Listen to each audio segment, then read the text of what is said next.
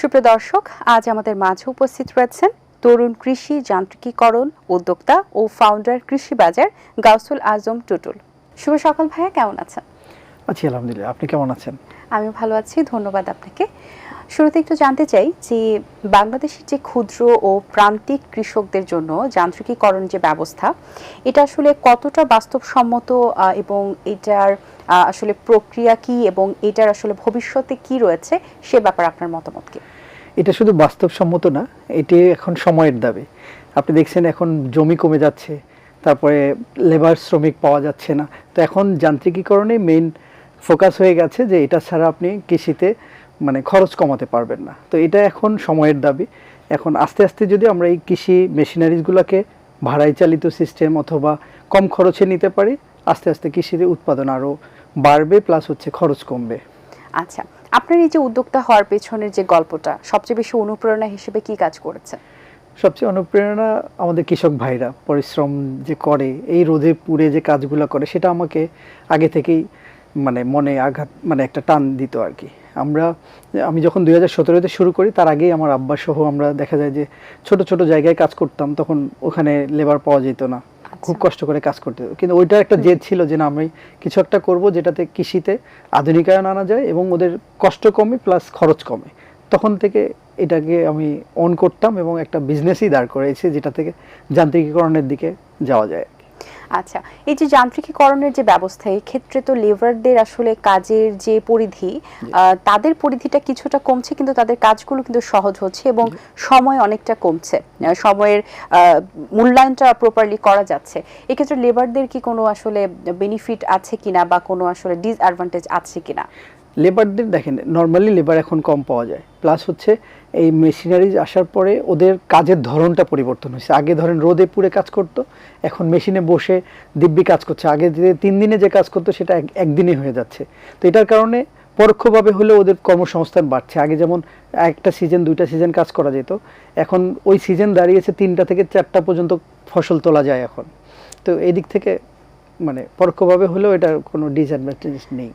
আচ্ছা, আমরা দেখি যে কৃষি কাজে যে কৃষকদের যে আসলে বাধাগুলো রয়েছে, এই ক্ষেত্রে আসলে কোনটা বেশি বাধার সম্মুখীন হয়? যে প্রশিক্ষণের অভাব নাকি সচেতনতার অভাব, কোন সেক্টরটাতে বেশি আসলে এফেক্ট করে? এখানে আমার মনে হয় 3টা জিনিস বাধা আছে। একটা হচ্ছে কৃষি যন্ত্রের দাম অনেক বেশি, এটা একটা। দ্বিতীয় হচ্ছে যারা এই মেশিনারিজগুলো নেয় তাদের একটা প্রশিক্ষণের অভাব আছে, যারা যে কিভাবে চালাবে, এটা এই চালানোর জন্য যে লেবার নিতে হয়, এটা একটা বেশ ঝামেলার। তো এই প্রশিক্ষণের একটা জায়গায় অভাব আছে। আর হচ্ছে মেরামত সেবা নিয়ে একটা ঝামেলা আছে। তো এই মেরামত সেবা প্লাস হচ্ছে এক্সপায়ার পার্টস যদি সহজলভ্য হয়, আমার মনে হয় এতে সমাধান হয়ে যাবে। আপনি কিভাবে স্বল্প মূল্যে বা ভাড়াভিত্তিক কৃষি যন্ত্র সেবা নিশ্চিত করতে পারছেন? আমরা ফার্মার সাব মডেলে বাংলাদেশের একটা মডেল নিয়ে কাজ করি। সেটাতে মোটামুটি 129টা হাব আছে আমাদের। ওই হাবগুলোতে আমরা কৃষি যন্ত্র কম দামের মধ্যে দেই, ওরা ওখান থেকে ভাড়ায় চালিত করে এবং এটাতে ওই উদ্যোক্তাদের একটা ভালো ইনকাম হয় এবং কম খরচে সবাই কৃষকরা ওই এলাকার ওই মেশিনারিজগুলো সহজেই পায়। আচ্ছা, এই যে যান্ত্রিকীকরণ যে ব্যবস্থা, এটা কৃষি উৎপাদন খরচ কমাতে কতটা উপযোগী এবং কতটা ভূমিকা রাখছে, এবং এটার থেকে আপনার অভিজ্ঞতাটা আসলে কি? আমার যতদূর মনে হয়েছে, এটা 30 থেকে 40% পর্যন্ত এখন খরচ কমায়, তবে সময় বাঁচায় প্রায় 70%-এর উপরে। যেটা ক্যালকুলেশন করলে দেখবেন যে অলমোস্ট অনেকগুলো খরচ কমিয়ে ফেলছে এখন। আচ্ছা, নারী এবং তরুণদের যে কৃষি যান্ত্রিকীকরণে যুক্ত করতে আপনার যে উদ্যোগগুলো নিয়েছেন বা যে পরিকল্পনাগুলো রয়েছেন, সে সম্পর্কে একটু জানতে চাই। আমরা অলরেডি নারী এবং কৃষি উদ্যোক্তাদের নিয়ে কাজ করছি। বাংলাদেশ সরকারের কৃষি বিপণন অধিদপ্তরের SSCP রেঞ্জ এবং পার্টনার প্রকল্পের আওতায় অলরেডি আমরা 8000-এর উপরে এই তরুণ উদ্যোক্তাদের এই মেশিনারিজ কিভাবে চালাবে, মেশিনারিজের উপরে তারপরে কিভাবে আবাদ করবে, এই জিনিসগুলো নিয়ে প্রশিক্ষণ দিয়েছি এবং এটাতে নারীরাও আসছে। এখন অটোমেশন আসছে, আমরা নতুন নতুন ছোট ছোট মেশিন নিয়ে আসি, ধরেন বীজ বপন, এই মেশিনগুলোও নারীরা চালাতে পারে। এটাতে আগ্রহ বাড়ছে, তরুণরাও আসছে, নারীরাও কৃষিতে আস্তে আস্তে আসছে।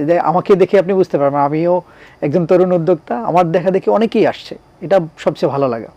আচ্ছা, আপনি তো এই সেক্টরে খুব ভালোভাবে কাজ করছেন, নতুন তো আরো অনেকে যুক্ত হচ্ছে, আপনার অভিজ্ঞতাটা কিছুটা হলো তাদের থেকে বেশি। আপনার অভিজ্ঞতার জায়গা থেকে তাদের জন্য কি পরামর্শ থাকবে?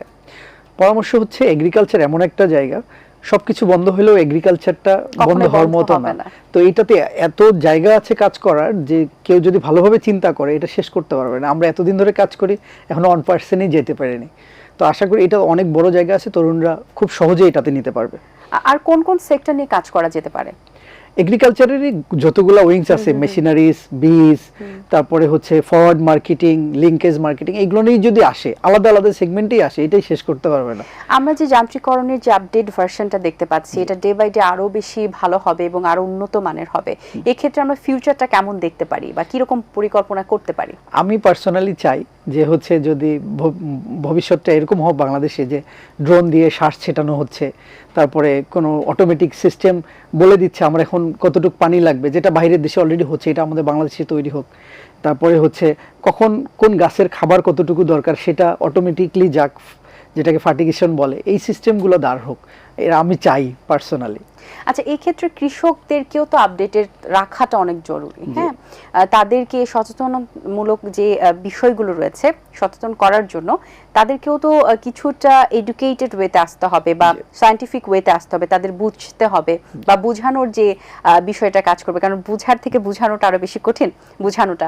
সেক্ষেত্রে আসলে এই স্টেপগুলো কি আপনারা নিচ্ছেন কিনা, বা এই স্টেপগুলো কোন সেক্টরের থেকে নিলে সবচেয়ে বেশি ভালো হয়?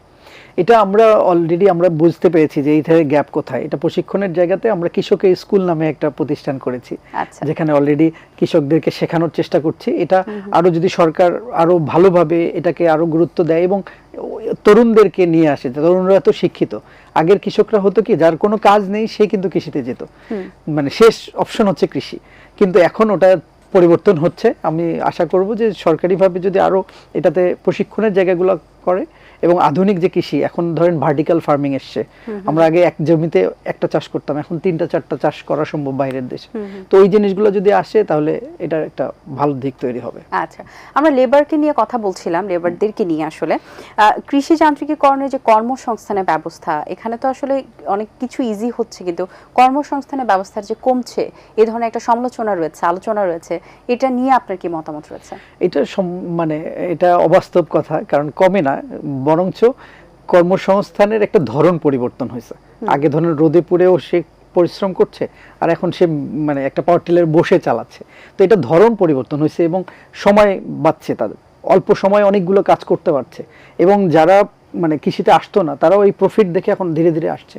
তার মানে এটা মানে কর্মসংস্থান কমাচ্ছে না, পরোক্ষভাবে হলেও এটাকে বাড়ানো হচ্ছে, বাড়াচ্ছে আর কি। আচ্ছা, আরেকটি বিষয় একটু, যে আমরা কৃষকদেরকে নিয়ে কিন্তু সকলে খুব একটা ভাবেন না, কিন্তু আমাদের যদি দেখি যে এগ্রিকালচার সেক্টরটা আমাদের অনেক বড় একটা অংশ। আসলে এটার গুরুত্ব অপরিসীম, এটা নিয়ে আমরা কথা বলেও শেষ করতে পারবো না। স্পেসিফিক যদি কৃষকদের কথা বলি, তাদের যে মূল্যায়নের যে জায়গাটা, বা তারা যেভাবে এখনো দিন যাপন করছেন, এবং তাদের কাছে এখনো এই ডিজিটাল ওয়েডের অনেক ভার্সন তাদের কাছে এখনো অজানা, তারা এখনো জানেন না। এই ক্ষেত্রে আসলে কি মতামত রয়েছে? আমরা কি আসলে সঠিক মূল্যায়ন করতে পারছি কিনা, বা যদি না পারি তাহলে কিভাবে করা যেতে পারে? এটাতে মেইনলি হচ্ছে আমরা কৃষকদেরকে শিক্ষার জায়গাটাতে বাড়ানো উচিত। আপনি এখনো দেখবেন যে বাংলাদেশে কৃষি সাবজেক্টটা হচ্ছে অপশনাল। তো অপশনাল আগে থেকে আমরা বুঝে ফেলি যে কৃষি হচ্ছে এটা জাস্ট মানে বাদ। তো আমরা যদি এটাকে মানে মেজর সাবজেক্টে নিয়ে আসতে পারি, দেখবেন যে অধিকাংশ স্কুলগুলো গ্রামের দিকে, তারা যদি একটা বাচ্চা শিখে যায় যে এইভাবে আবাদ করলে আমার মানে কম খরচে হবে এবং সুন্দর আবাদ হবে, এই এতটুকু পুষ্টিগুণ, এই সবকিছু জিনিস যদি সে শিখতে পারে, ও ওর বাবাকে যে শিখাতে পারবে। তো এটাতে একটা বড় পরিবর্তন আসা সম্ভব। আচ্ছা, সরকারি ভর্তুকি বা নীতিগত যে সহায়তা বর্তমান উদ্যোক্তারা পাচ্ছেন, বা এটা কি তাদের জন্য যথেষ্ট? এটা খুবই মানে ভালো জিনিস যে সরকার এই জিনিসটা দেয়, এটার জন্যই এখনো এগ্রিকালচার অনেক জায়গায় আছে। তো আমি আশা করব যে এটাকে আরেকটু বাড়ানো যদি সম্ভব হয়, অথবা বেশ যে ব্যাংকগুলো আছে, ব্যাংকের যে ঋণের সিস্টেমগুলো আছে, এটাকে যদি আরো সহজলভ্য করতে পারে, আমার মনে হয় কৃষি যান্ত্রিকরণ মানে একটা বড় জায়গায় যাবে এবং আবাদের একটা বড় জায়গা তৈরি হবে। মানে এই যদি বেসরকারি ব্যাংকগুলো সহজলভ্য করে ঋণের ব্যবস্থাগুলো। আচ্ছা, দেশীয়ভাবে যদি আমি বলি যে কৃষি যন্ত্র উৎপাদনের যে সম্ভাবনা রয়েছে, এটা কতটুকু? এটা অনেক বেশি। আমরা অলরেডি অনেক অনেক ছোট ছোট যন্ত্র তৈরি করি, কিন্তু এখানে সমস্যা হচ্ছে যে আমাদের ওই কাঁচামালগুলো যেগুলো আমরা নেই, এগুলোর একটু দাম বেশি। তো এইগুলো যদি সম্ভব, যদি একটা গবেষণাগার সাথে যদি সরকারি গবেষণাগারের সাথে আমাদের উদ্যোক্তাদেরকে একটা কানেক্ট মেলবন্ধন করা যায়, হয়, তাহলে আস্তে আস্তে দেখা যায় যে ছোট ছোট যন্ত্রগুলো দিয়ে শুরু করা সম্ভব এবং বড় একটা মানে সম্ভাবনা আছে সামনের দিকে। আরো দেখা গেল ইঞ্জিন তখন বাইরে থেকে অল্প করে নিয়ে আসলেও বাকি কাজগুলো আমরা এখানে করতে পারবো। আচ্ছা, আপনার স্পেসিফিক্যালি এই সেক্টরে আসার পেছনের কারণটা কি? এটার কারণ হচ্ছে কৃষক ভাইরা, ওদের কষ্টটা যে দেখেছি, এটা আমিও তো একজন গ্রাম থেকে উঠে আসা মানুষ। আপনার গ্রাম কোথায়? আমার রংপুরে আমার বাসা। জি। আমরা বিজনেসটাও পরিচালনা করি রংপুর থেকে, ওখান থেকেই আমাদের শুরু। তো ওই রংপুরের মানুষ এখনো হাড় ভাঙা পরিশ্রম করে। তো ওই জায়গাগুলা থেকে আসলে মানে ইন্সপায়ার হওয়া, কিছু একটা করা। আর আমি কৃষির লাইনের মানুষ ছিলাম না, কিন্তু উদ্যোক্তা হওয়ার একটা স্বপ্ন ছিল যে কিছু একটা পরিবর্তন করব, কিছু একটা শুরু করব। তো আমার মনে হয়েছে যে এইটাতে কৃষকদের একটা পরিবর্তন আসবে, খাবারের একটা পরিবর্তন আসবে, একটা জিডিপির একটা পরিবর্তন আসবে, তাই এটাতে আসা। আচ্ছা, উত্তরবঙ্গের মানুষ যেহেতু আপনি, উত্তরবঙ্গের একটা বিষয় আছে যে বলা হয় যে সেখানে উৎপাদন অনেক বেশি এবং আবাদ অনেক বেশি হয়। এইটা ধারণাটা কত সঠিক, এবং ওই দেশের আসলে আপনার অঞ্চলের মাটির বৈশিষ্ট্যটা আসলে কি? ওইদিকের মাটির বৈশিষ্ট্য হচ্ছে ওখানে এখনো মাটি উঁচু, তো আমরা ওখানে 3 ফসল নিতে পারি, মানে 3 বার এক বছরে সর্বনিম্ন ফসল নিতে পারি। এবং ওখানকার মানুষরা আসলে কৃষিতেই নির্ভর। সবাই দেখবেন যে বেশিরভাগেরই জমি জমা আছে, সবাই এই আবাদ করে। তো এটার কারণে দেখা যায় যে আপনি নর্মালি আপনার ঢাকায় যত কিছু খাচ্ছেন তার 60 থেকে 80% সবজি বলেন সেটা ওই উত্তরবঙ্গ থেকেই আসে। রাইট। তো ওই জায়গাটা মাটিটা বলতে পারেন সোনা আর কি। তো ওখানে যাই দিবেন তাই ফলে আর কি। শুধু এখন দরকার হচ্ছে একটু আধুনিকায়ন, একটি যান্ত্রিকীকরণ, তাহলে আরো উন্নত হবে এবং আরো বেশি পরিমাণে আমরা এদিকে খাবার উৎপাদন করতে পারবো। বেশ ভালো, খুব সুন্দর উদ্যোগ নিয়ে এগিয়ে যাচ্ছেন আপনি। অনেক শুভকামনা রইল আপনার জন্য। অনেক ধন্যবাদ, ভালো থাকবেন। আপনাকেও ধন্যবাদ। আসসালামু আলাইকুম। দর্শক, আশা করছি আজকের আয়োজন ভালো লেগেছে। আজ এই পর্যন্তই, দেখা হবে আগামী পর্বে নতুন কারোর সঙ্গে। সেই পর্যন্ত ভালো থাকুন, সুস্থ থাকুন এবং এটিএন বাংলার সাথেই থাকুন। সকলকে আল্লাহ হাফেজ। দিন আসে দিন যায়, সময়টা চলে যায়, তবু আছি এই বেশ ভালো। জীবনটা রঙময়, যেভাবেই হওয়া চাই, নয় কভু সাদা কালো। এই আশাতে স্বপ্ন ভাসে, সুখ হাসে চোখে মুখে, চায়ের চুমুক